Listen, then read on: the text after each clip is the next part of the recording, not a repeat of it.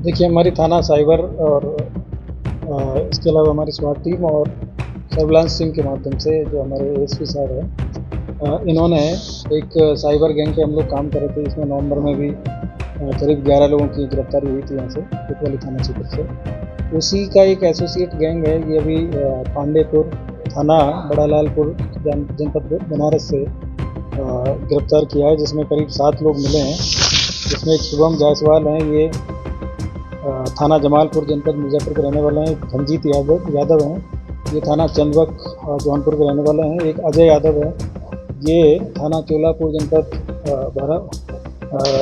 बनारस के रहने वाले हैं। अभय राय पुत्र बहादुर राय, ये थाना बलुआ जनपद चंदौली के हैं। अविनाश राय हैं, ये थाना अंडाल जनपद पश्चिम बर्धमान आसनसोल पश्चिम बंगाल के रहने वाले हैं। एक शुभम यादव हैं, जो कि थाना चोलापुर जनपद बनारस के रहने वाले हैं।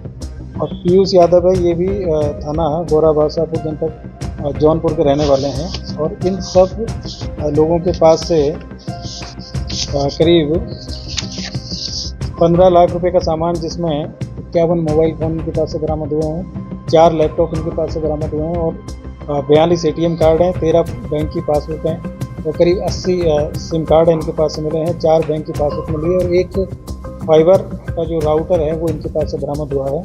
और ये पांडेपुर में एक जो मकान है, 2 मंजिला मकान था, उसको किराए पर लेके इन्होंने वहाँ पे एक कॉल सेंटर यहाँ पे बनाया हुआ था। और इनके सारे अकाउंट्स और इसकी हमें जानकारी की गई तो करीब 208 बैंक अकाउंट इन्होंने खुलवा रखे थे। और उसमें करीब पिछले 6 महीने में 95 करोड़ का ट्रांजैक्शन इनके अकाउंट में था। और इनके जो सभी 208 अकाउंट हैं, उनमें से जिन जिन अकाउंट में पैसा था उनको फ्रीज करा गया, तो करीब 1 करोड़ रुपए की धनराशि उसमें फ्रीज कराई गई है। और ये लोग काफ़ी दिन से यहाँ पे काम कर रहे थे। आजमगढ़ में जो यहाँ पे छापा पड़ा था, उसके बाद जो लोग गिरफ्तार हुए थे, तो इन लोगों ने अपना यहाँ से जो बाकी जो गैंग मेंबर थे, उन्होंने अपना स्थान परिवर्तित करते हुए और ये बनारस में इन्होंने अपने आप प्रसिद्ध कर लिया था। और वहाँ पे ये लोग ऑनलाइन गेम्स जो क्रिकेट बज के नाम से व्हाट्सएप और टेलीग्राम के माध्यम से ये लोग उसका एडवर्टाइजमेंट करते थे। और उसके बाद में सोशल मीडिया, इंस्टाग्राम, फेसबुक और इनके माध्यम से लोगों से संपर्क बना के और ये गेम खिलाते थे। और गेम के नाम पे उनको पैसा जितवाना, दुगना तिगना करने के नाम पे लोगों को मोटिवेट करते थे, गेम खिलाते थे। और उसके बाद में जब वो लोग उसमें इन्वॉल्व हो जाते थे, उसके बाद में जब बड़ी धनराशि जब लोग लगाते थे, तो उनका पैसा ये लोग उसमें से निकाल के और अपने बैंक अकाउंट्स में, अलग अलग बैंक अकाउंट में ट्रांसफ़र करके और फिर उसको कई चैनल के माध्यम से बाद में या तो किसी कंपनी के अकाउंट में ये लोग ट्रांसफ़र कर देते थे, या फिर उसको कहीं ATM से जाके उसको विड्रॉल कर लेते थे। और ये जो पूरा गैंग है, ये वहाँ पे अलग अलग इनको काम मिला हुआ था और ये लोग वहाँ पे काम कर रहे थे। तो ये काफ़ी एक ऑर्गेनाइज तरीके से इन लोगों के द्वारा ये काम किया जा रहा था। और इसमें जो टोटल जो लोग पकड़े गए हैं, 7 लोग पकड़े गए हैं। और ये 7 जो लोग हैं, उनमें से मिर्ज़ापुर के 1 हैं, जौनपुर के 2 हैं, बनारस के 2 हैं, चंदौली के 1 और 1 पश्चिम बंगाल के हैं। और सामान जो मिला है वो 51 मोबाइल मिले हैं इनके पास से, 4 लैपटॉप हैं, 42 ATM कार्ड हैं, जो बैंक की पासबुक्स हैं। और इसके अलावा इनके पास से 20,000 का नकद भी मिला है। और 208 अकाउंट इन्होंने अब तक इस पूरे साइबर फ्रॉड को करने में यूज किए थे, तो उनकी डिटेल्स हम लोग निकलवा रहे हैं बैंक के माध्यम से। और उसमें जो ट्रांजैक्शन है वो करीब 95 करोड़ का ट्रांजैक्शन का हम लोगों ने अभी तक उसको एनालिसिस किया है। बाकी चीज़ पर भी काम चल रहा है। तो ये काफ़ी ऑर्गेनाइज तरीके से एक जो गैंग यहाँ पे काम कर रहा था, पहले आजमगढ़ में पकड़े गए, फिर उन्हीं के जो साथी फिर यहाँ पकड़े गए हैं। और बड़ी संख्या में ये लोगों को मोटिवेट कर लेते हैं। और आजकल सोशल मीडिया के माध्यम से और जो भी सोशल मीडिया प्लेटफॉर्म्स हैं, उनके माध्यम से लोगों को मोटिवेट करते हैं और उसके बाद में फिर उनका पैसा ये ठगने का काम करते हैं। तो काफ़ी अच्छी जो कार्रवाई है हमारी जो साइबर थाने की टीम इसके द्वारा की गई है। इसके लिए मेरे द्वारा जो पूरी टीम है उसको 25,000 रुपये का नगद पुरस्कार इसमें दिया जा रहा है। और बाकी जो पूर्व में 11 लोग पकड़े गए थे और ये 7 लोग भी पकड़े गए हैं।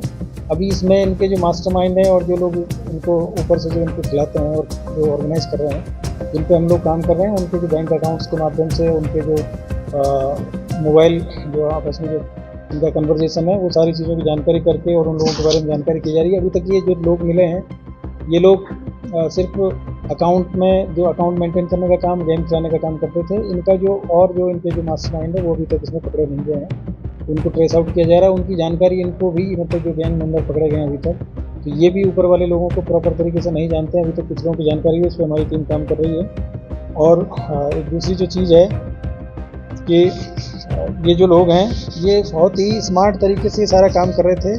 और सारा जो पैसा है वो जो बड़ी कुछ फर्जी कंपनियां उन्होंने रजिस्टर करा रखी है, उनके अकाउंट में ट्रांसफ़र कर दे रहे हैं। कुछ लोगों के द्वारा एटीएम से विड्रॉल करके और कुछ सामान की परचेजिंग की गई है। तो हम लोग इस पे काम कर रहे हैं और इसमें इन्होंने जो मोबाइल जो होता है इनके पास में, जो इनसे भी जो लोग संपर्क करते हैं, तो उसको इन्होंने कॉल स्पूफिंग करके, और उसमें जो नंबर है वो इंटरनेशनल कॉलिंग का नंबर होता है। और अभी तक जो नंबरों की जो इन्होंने जो पता चला है कि उसमें एक जो नंबर है वो श्रीलंका से जुड़े हुए हैं, एक यूएई के जो उनके जो पिन कोड है वहाँ के जो सब्सक्राइबर जो कोड है उसका यूज़ इनके द्वारा करके और इंटरनेशनल कॉलिंग करके ये लोग इस तरीके से लोगों को मोटिवेट करते हैं जिससे कि वो पकड़े ना जा सकें। मतलब और मुझे लग रहा है कि हम लोगों ने जो काम किया है, ये लोग यहीं के लोकल लोग हैं और इस तरीके से जो इंटरनेट कॉलिंग के माध्यम से लोगों को ठगने का काम करते हैं, तो उस पर हम लोग काम कर रहे हैं। जल्दी उन लोगों को भी हम लोग इसको करते हैं। सर, इस पूरे मामले में श्रीलंका, यूएई और भारत में ये लोग कैसे नेटवर्क बनाए हुए थे? क्या ग्रुप के माध्यम से बनाए थे या टेलीफोनिक वार्ता भी लोगों के बीच में होती थी? देखिए, मैंने जैसे आपको बताया कि ये लोग जो इनके जो मास्टरमाइंड हैं, उन लोगों के द्वारा कुछ लोगों को मोटिवेट करके अपनी कंपनी में काम करने के लिए उनको मोटिवेट किया जाता था, फिर उनको एम्प्लॉयमेंट दिया जाता था और इनको 20 से 25,000 रुपये पर मंथ की तनख्वाह मिलती है। इसके अलावा इनको फेक अकाउंट कहीं और जगह से मिलते थे, सिम कार्ड है वो कहीं और जगह से अरेंज किए जाते थे। और उसके बाद में इन लोगों का काम था कि जो पैसा आता था उसको जो गेमिंग ऐप के जो अकाउंट है उससे निकाल के दूसरे अकाउंट में डालना, फिर दूसरे अकाउंट से दूसरे अकाउंट में डालना और कैश विड्रॉल कर लेना, फिर कोई और आदमी आके जो कैश ले जाना, फिर दूसरे को उसको डाल देना।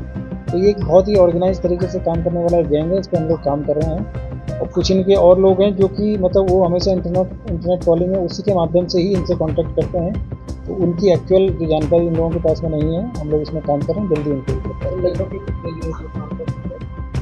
ये लोग अभी तक की जानकारी मिली है, जो अकाउंट ट्रांजेक्शन मिले हैं वो करीब 6 महीने से ये लोग काम कर रहे थे। पिछली बार जब आजमगढ़ में यहाँ पे जो गैंग पकड़ा गया था, तो उसके बाद में इन्होंने अपने सारे अकाउंट पुराने थे वो बंद कर दिए थे और उसके बाद में फिर नए अकाउंट खोल के फिर इन्होंने फिर से काम शुरू किया गया। तो वो पुरानी जो अकाउंट्स थे उनकी भी हम लोग जानकारी कर रहे हैं कि वो कब तक इन्होंने ऑपरेट किए थे। और उसके बाद में ये नए अकाउंट इन्होंने लिए हैं, क्योंकि अकाउंट इनके पास में सारे फेक अकाउंट्स हैं और 208 अकाउंट की डिटेल तो इनके पास से मिली है। जो पहले जो गैंग मिला था उनके पास में भी कई सारे अकाउंट्स थे।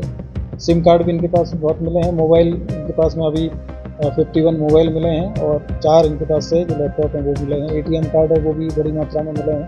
तो हम लोग इस पर काम कर रहे हैं और ये काफ़ी एक बड़ा एक गैंग है जो ऑर्गेनाइज तरीके से काम कर रहे हैं।